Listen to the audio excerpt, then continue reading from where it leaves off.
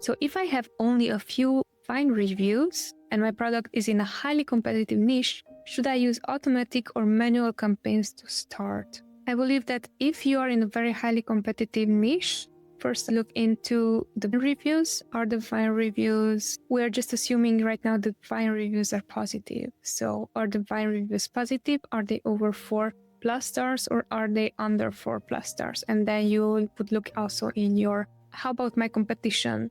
Do they have 4+ stars or they have under 4 stars? Because that is a better thing to look at it, simply because what is going to happen is that if you're going to run ads and if you're going to target specific keywords, in this example, if you're going to run manual campaigns, what is going to happen is that you are going to compete against those other listings that have better reviews than yours.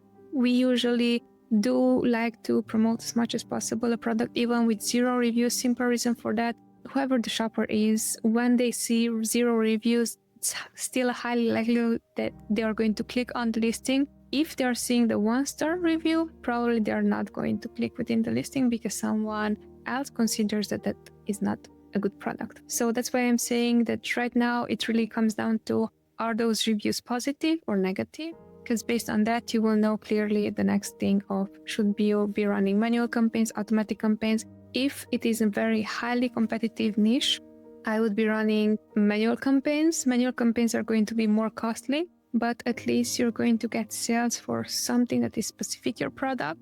When it comes to ratio, maybe I would invest more in manual campaigns than auto campaigns. So maybe I would have like 80% manual campaigns and 20% auto campaigns. But do look into, if the reviews are positive, then there's a better likelihood for you to convert than if the reviews are negative.